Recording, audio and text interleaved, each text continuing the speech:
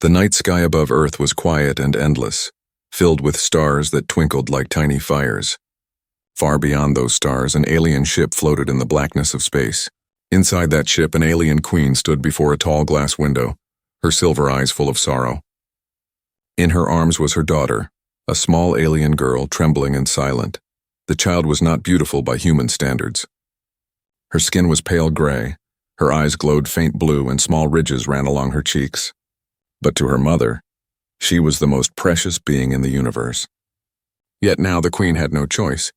Her empire was falling, her enemies were near, and her child had to live, even if it meant sending her far away. The queen pressed a hand against the glass and whispered, "My little Lyra, you will live even if I do not." A door opened behind her. A man stepped in, a human, tired and silent. His name was Ethan Ward. Once he had been an engineer, a builder, and a husband. But now he was a widower, living alone in a quiet corner of Earth. His wife had died years ago, and since then, Ethan's heart had turned cold. He didn't understand why he was standing on an alien ship, staring at a queen who looked half human and half something else.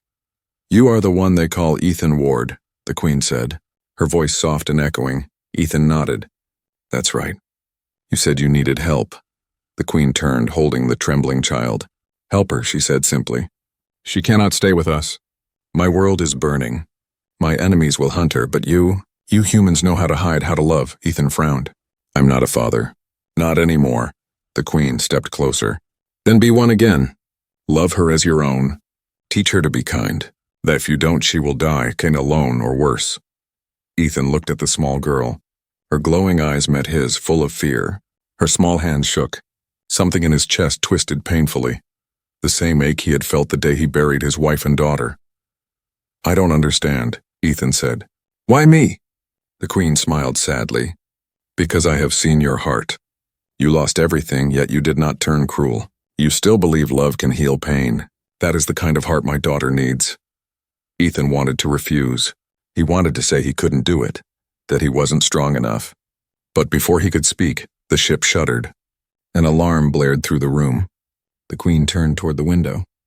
Outside, bright lights flashed. Enemy ships were closing in. "It's time," she said quickly. "Take her, go." A glowing portal appeared behind Ethan. It showed his small wooden house back on Earth, surrounded by forest and fog. The queen knelt down and looked into her daughter's eyes. "My sweet Lyra," she whispered.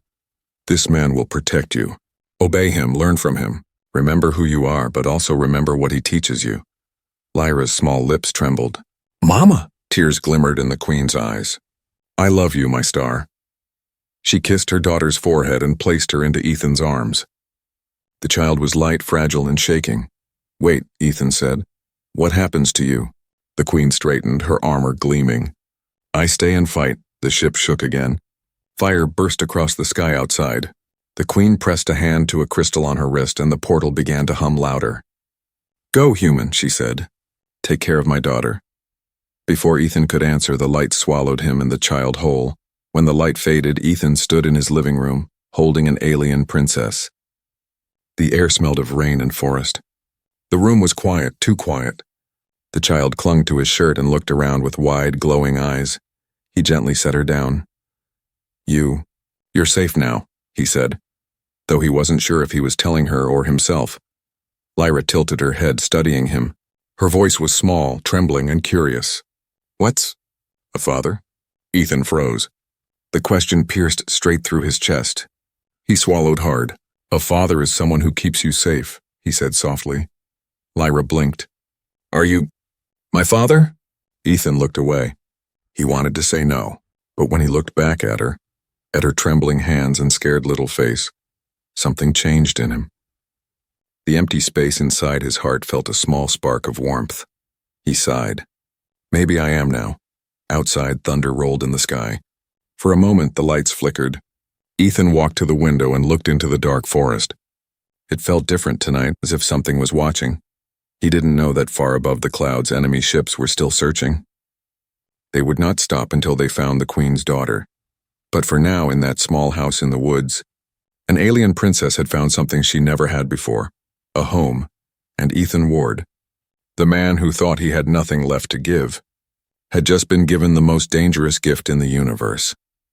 Morning sunlight crept through the old wooden blinds, falling across Ethan Ward's small living room. Dust floated in the golden beams, and the air was still. The only sound was the faint hum of a refrigerator and the soft breathing of the strange little girl sitting on the couch. Ethan rubbed his eyes.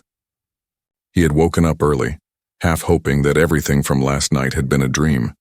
The alien ship, the Queen, the bright light, and the trembling child in his arms. But no, she was real. Lyra sat quietly, her small feet not touching the floor. Her big blue glowing eyes followed every move he made. In her hands she held one of his daughter's old teddy bears, turning it over curiously. The toy looked tiny in her gray fingers. Ethan's throat tightened. He hadn't seen that bear since before the accident. He cleared his throat. "You can keep it," he said awkwardly. It belonged to someone who'd want you to have it." Lyra blinked slowly. "Thank you."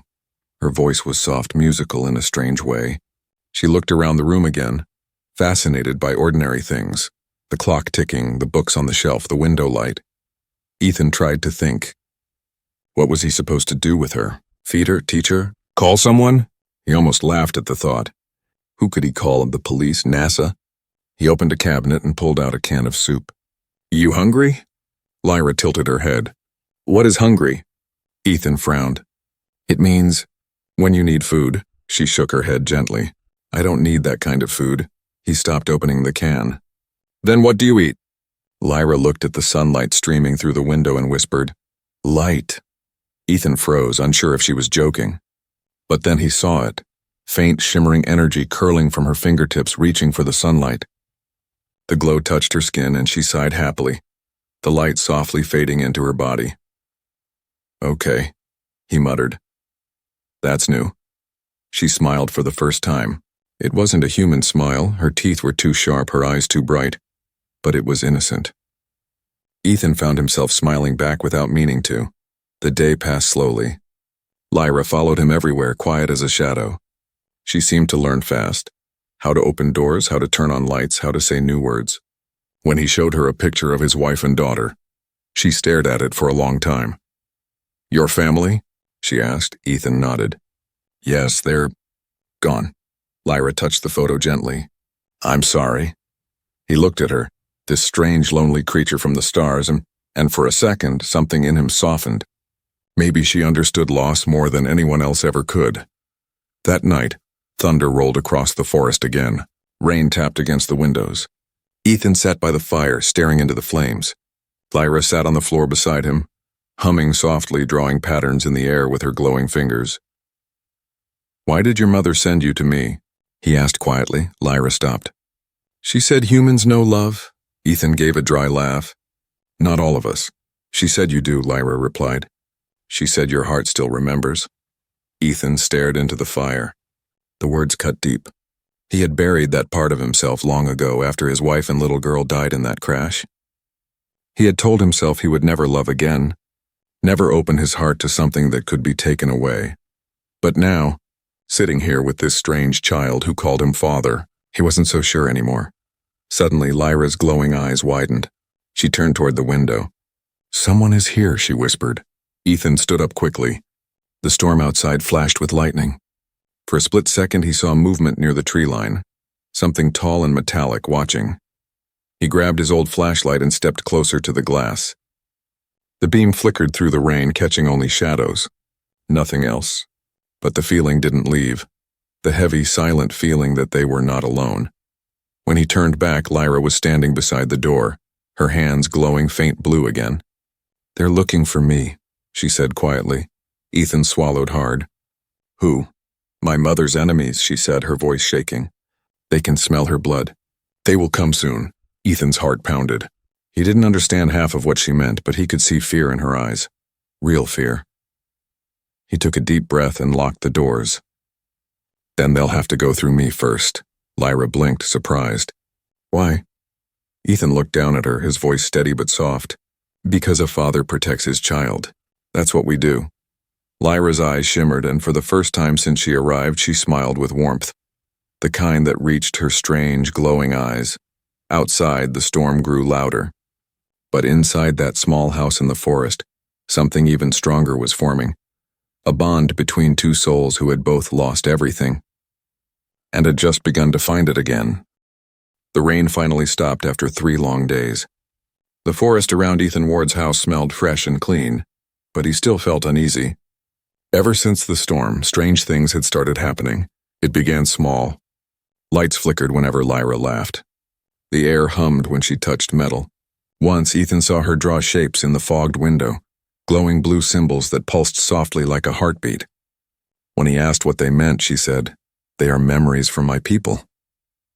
Ethan didn't understand, but he didn't press her. He had learned that Lyra spoke little and thought deeply.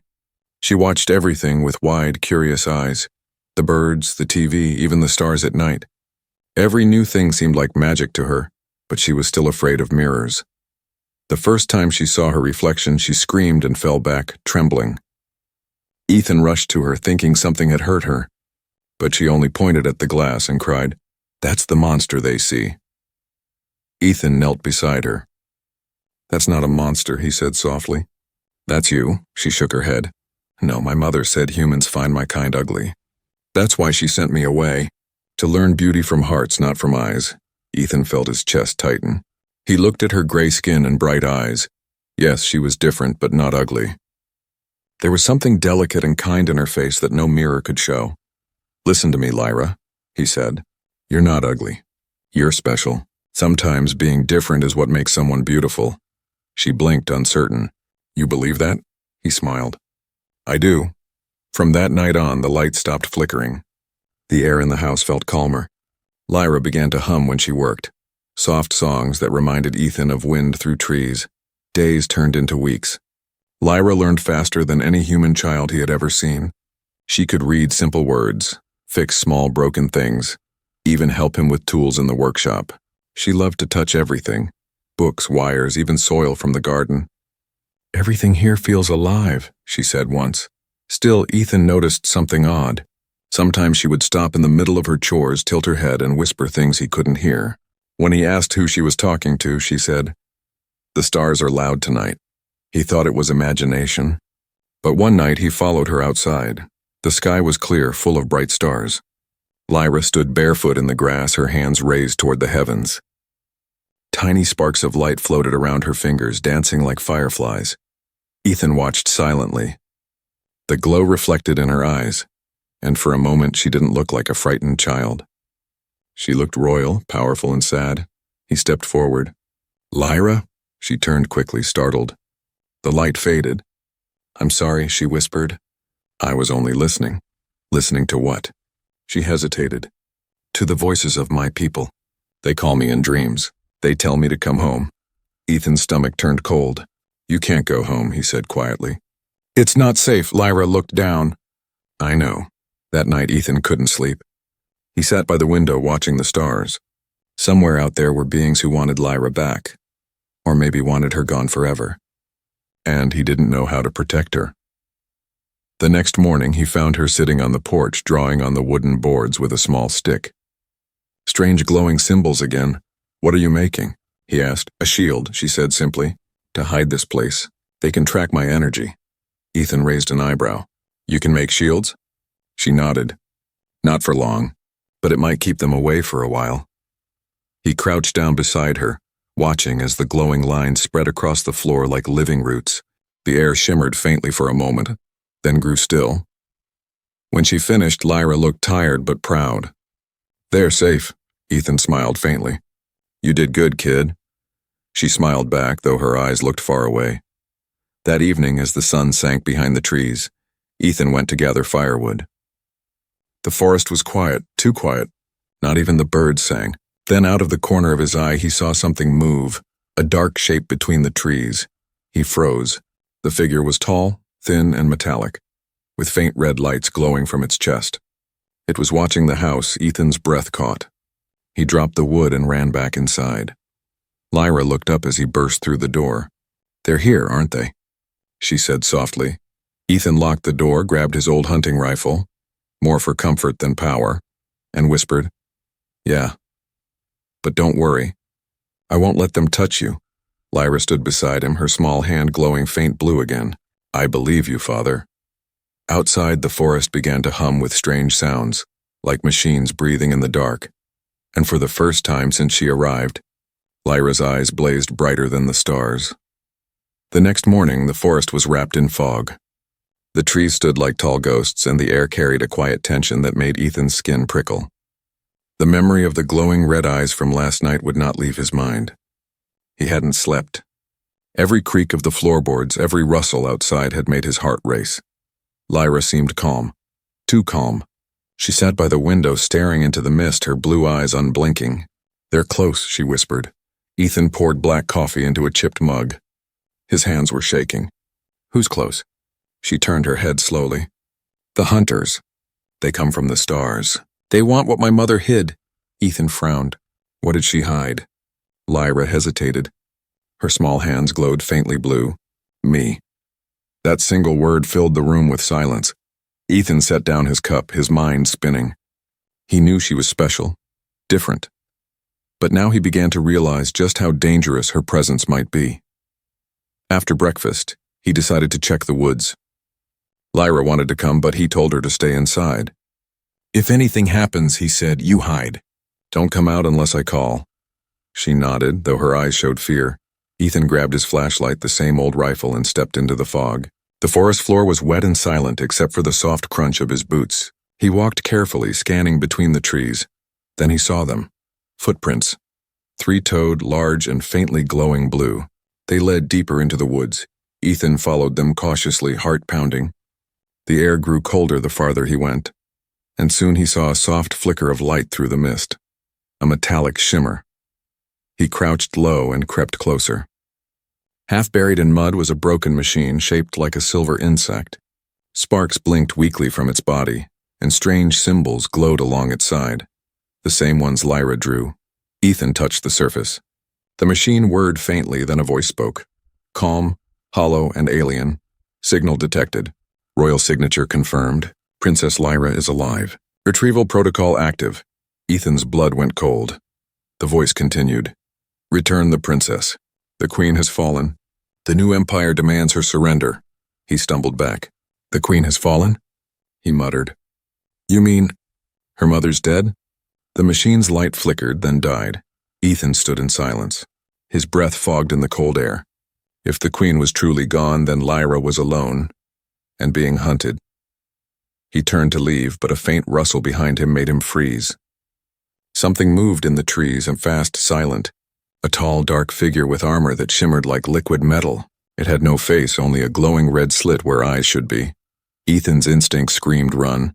He bolted toward the house, branches whipping at his arms. Behind him, something heavy hit the ground and began to follow, smooth and precise. He burst through his front door, slamming it shut. Lyra, get away from the windows! Lyra appeared from the hallway, her hands glowing bright. You found them, didn't you? They found me, he said, panting. They said your mother's dead. They're coming for you. Lyra's expression broke, fear, sorrow, and anger all at once. If she's gone, then they will never stop. I'm next. Ethan gripped her shoulders. Then we'll fight. I'm not losing you too. Lyra looked up, tears glistening in her eyes. Why do you care so much? You don't even know me. He took a deep breath. Because you're a child. Because I already lost one. And because someone needs to stand for you. For a long moment, she just stared at him. Then her expression changed from fear to resolve. Then I'll stand with you, Father. They spent the rest of the day preparing. Ethan blocked the doors and windows with wood and metal sheets. Lyra drew glowing patterns on the walls, protective symbols that pulsed softly like living light. As night fell, the hum returned outside. The forest glowed faint red between the trees. Shapes moved, silent and many. Ethan loaded his rifle and took position near the door. If they break through, he said, you run to the basement. Don't wait for me. Lyra stood beside him, her small hands shining brighter now. No, I stay. The ground trembled. A mechanical voice echoed through the woods. Princess Lyra, your world is gone. Surrender, and you will be spared. Lyra's eyes turned fierce. They lie. A beam of red light swept across the house, burning through wood and glass. Ethan fired blindly into the dark, his heart racing. The attackers moved closer. Then, something inside Lyra awoke. Her body lifted slightly off the ground, her eyes blazing white-blue. The symbols on the walls flared to life, covering the house in a shield of light. The beam outside shattered like glass against it. Ethan shielded his eyes as the room filled with blinding radiance. The air vibrated. When it ended, the forest was silent again. Outside, smoke curled from the trees. The hunters were gone. Only the smell of burning metal remained. Lyra sank to her knees, exhausted. Ethan rushed to her side. "You saved us," he said, his voice trembling. She looked up weakly. "No, I only delayed them," he frowned. "What do you mean?" "They'll be back," she whispered. "And when they come again, they'll bring an army." Ethan looked out into the smoking forest and clenched his fists. He didn't care if they brought an army or a whole empire. They had chosen the wrong man to threaten. Because now, Lyra wasn't just an alien child, she was his daughter. The forest was silent after the battle, but it was not peace and only the breath before another storm. Ethan knew it. Lyra knew it too. The smell of burnt metal still clung to the air. The trees beyond their yard were scarred and blackened, their trunks split open by strange red fire. Inside the house, Lyra slept on the couch, weak and pale. The power she had unleashed had drained her completely. Her breathing was shallow, her skin dimmer than before. Ethan sat beside her with his rifle across his knees. Every few minutes he looked out the window expecting to see another light in the sky. He didn't sleep. Not after what he had seen. His small, fragile daughter glowing like a living sun, destroying machines with nothing but light. Morning came slowly. A low mist rolled through the forest and the sky was the color of ash. Ethan stood at the door sipping cold coffee, his eyes scanning the horizon. Somewhere out there they were regrouping, he whispered to himself. They'll be back. Behind him, Lyra stirred. They will come at dusk, she said weakly. Ethan turned. You need to rest. I can feel them, she murmured. The air hums when their ships are near. They want me alive, for what's inside me. Ethan knelt beside her. What's inside you?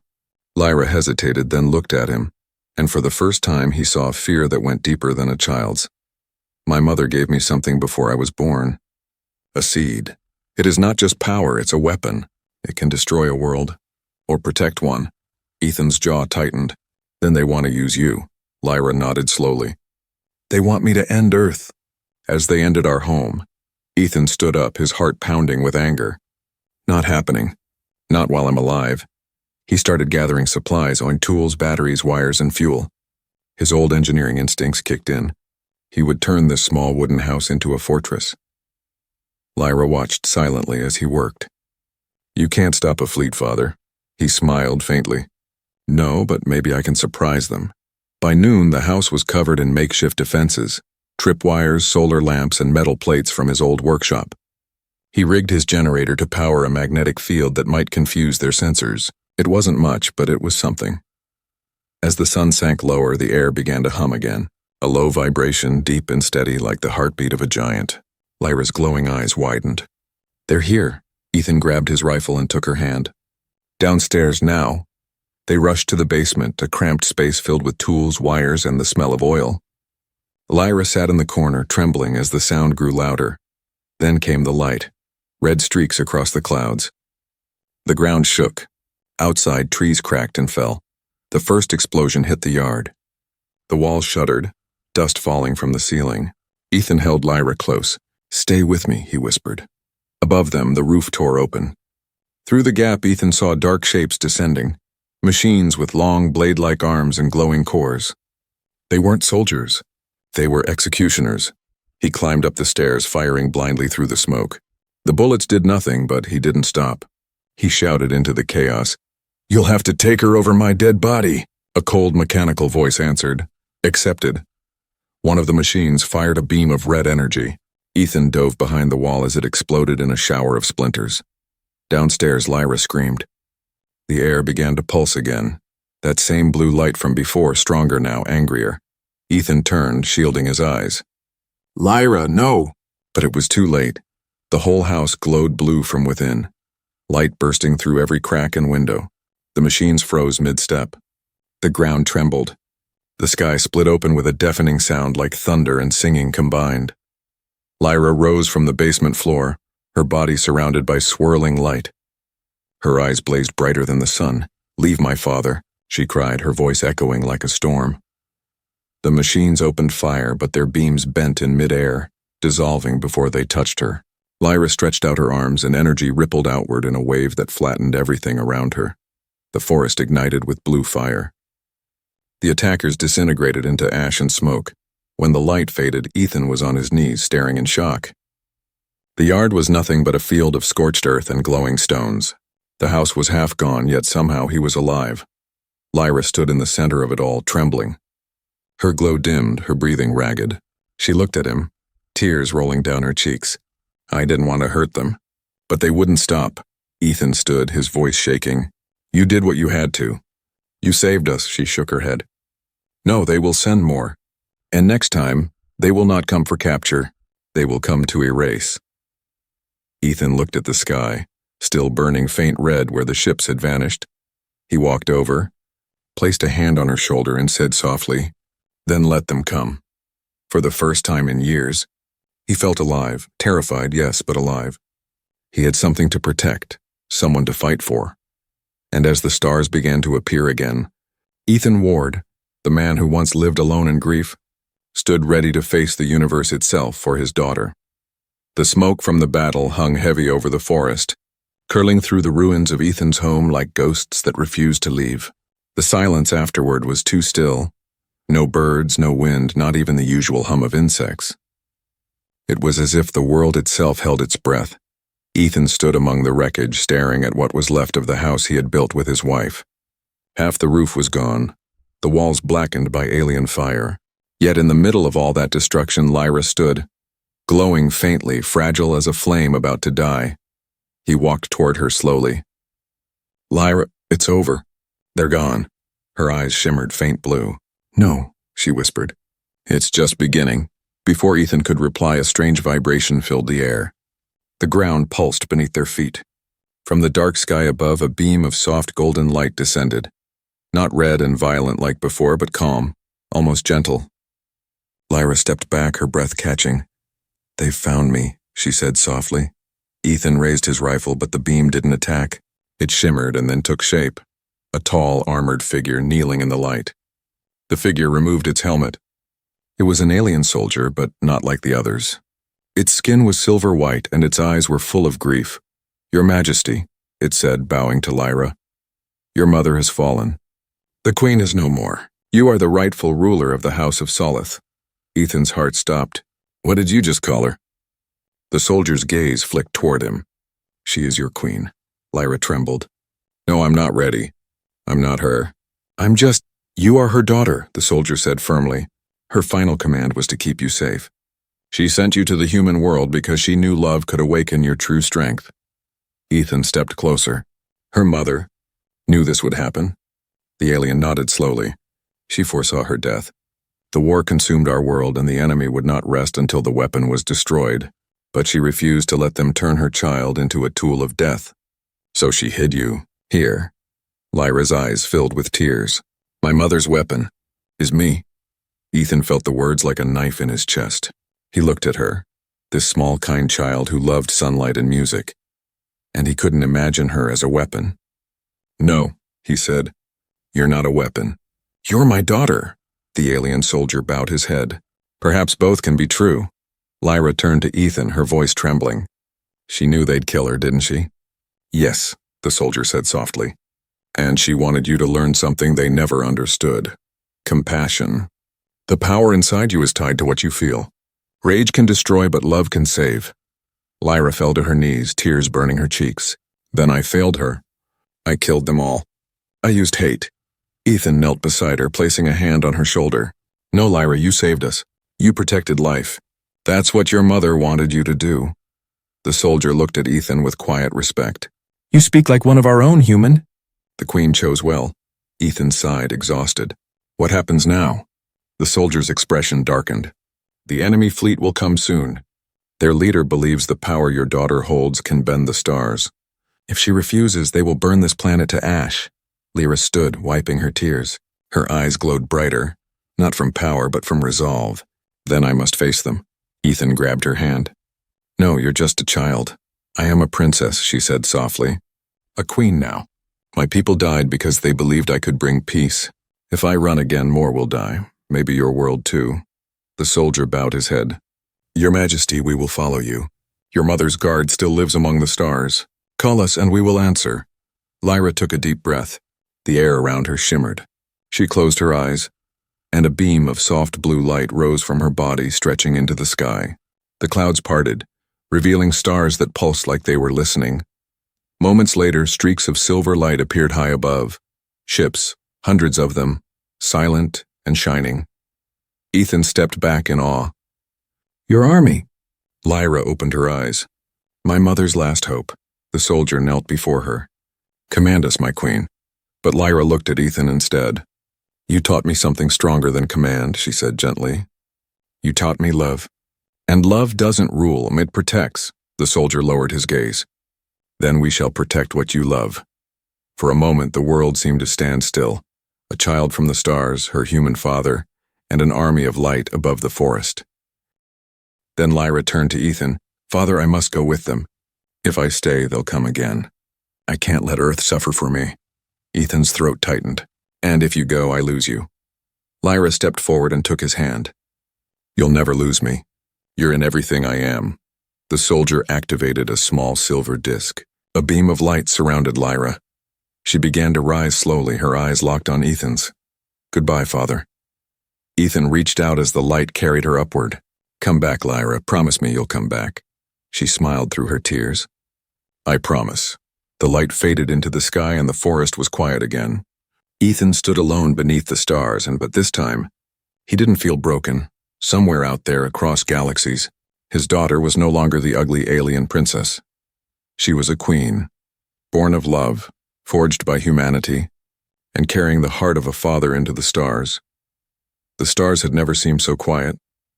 Weeks had passed since the sky had burned blue and the ships of light carried Lyra away. The forest had begun to heal, though blackened scars still marked the trees where alien fire had struck. Nature always found a way to grow again, and so slowly did Ethan Ward. He rebuilt the house with his own hands. Every plank, every nail, every patch of wall carried a memory of her. The little chair by the window where she once watched the rain. The spot on the porch where she drew glowing symbols to keep them safe. The teddy bear she loved still sat on the couch, untouched, its button eyes staring at the door as if waiting for her to come back. At night, Ethan would sit by the window and look at the stars. Somewhere out there, his daughter, his Lyra, was ruling worlds. And though the distance between them was wider than time itself, he never stopped talking to her. You'd like the sunrise today, he'd say quietly. The light turns gold on the trees, just like the glow in your eyes. And sometimes, when the wind was soft, he could almost hear her laugh in the rustle of leaves. One evening, the sky above the forest began to shimmer faintly. Ethan set down his mug of tea and stepped outside. A single star was pulsing brighter than the rest, not twinkling but beating like a living heart. He knew that light. He had seen it before. Lyra, he whispered. The light grew stronger until a beam descended between the trees, gentle as moonlight. From it stepped a small figure wrapped in blue and silver. For a moment, Ethan thought his tired eyes were playing tricks, but then she spoke. Hello, Father. His breath caught in his chest. Lyra? She smiled, no older now, taller, her movements graceful and sure. Her once timid voice carried calm authority, but her eyes were still the same. He stumbled forward, unable to speak. She ran to him and they embraced beneath the glowing trees. The moment felt endless, the reunion of two hearts that distance could never break. When they finally pulled apart, Ethan saw faint lines of light running across her skin, like constellations. You've changed, he said softly. She nodded. I've grown. My people call me queen now, but I came back before the crown becomes too heavy. He smiled sadly. I told you you'd come back, she grinned. I always keep my promises. For hours they talked, about her world, the new peace she was building, the stars she had crossed. She told him how she had turned the weapon inside her into something else, a source of healing light. Instead of destroying, she rebuilt lost planets, rekindled dying suns. My mother's dream lives, she said, but it's your heart that made it real. Ethan listened quietly, pride and sorrow mingling in his chest. You were never the monster your mother feared you'd become, he said. You were her hope, and mine. Lyra looked toward the forest where tiny lights blinked like stars fallen to earth. It's beautiful here, she whispered, but I can't stay long. My people still need me. He nodded. I know. She reached into a small pouch at her side and pulled out a crystal the size of his palm. It glowed faintly blue, warm to the touch. This will let you see me sometime, she said. When you hold it to the sky, it will show you where I am. Ethan's hand shook as he took it. And if it stops glowing? Lyra smiled softly. Then it means I'm safe sleeping among the stars. He laughed weakly. You always know how to make a goodbye hurt less. Tears filled her bright eyes. It's not goodbye, Father. It's just until next time. She stepped back into the circle of light, her silver cloak flowing like water. You once said fathers protect their children, she said. But you protected more than me. You protected what it means to be human. He swallowed hard. And you reminded me what it means to live. The light around her began to rise, swirling gently. He reached out a hand, not to stop her, just to feel her warmth one more time. I love you, Lyra, he whispered. She smiled through the glow. And I love you, my father. Then, with a final flash of blue, she was gone, rising into the night sky, her light joining the stars. Ethan stood there for a long time, staring upward. The forest was silent again, but it didn't feel empty. He held the glowing crystal close to his chest, and for the first time in years, his heart was light. Weeks later, villagers passing through the forest would tell stories of strange lights above the trees, a shimmering blue star that pulsed like a heartbeat, guarding the valley below. They didn't know that it wasn't a star at all. It was a promise and a daughter's love, eternal and bright, watching over the man who had taught an alien princess what it meant to be human. And though Ethan Ward grew old, every night before sleep he'd whisper to the sky, "Good night, my queen. Good night, my Lyra." And somewhere across the endless dark, a soft voice would always whisper back, "Good night, father."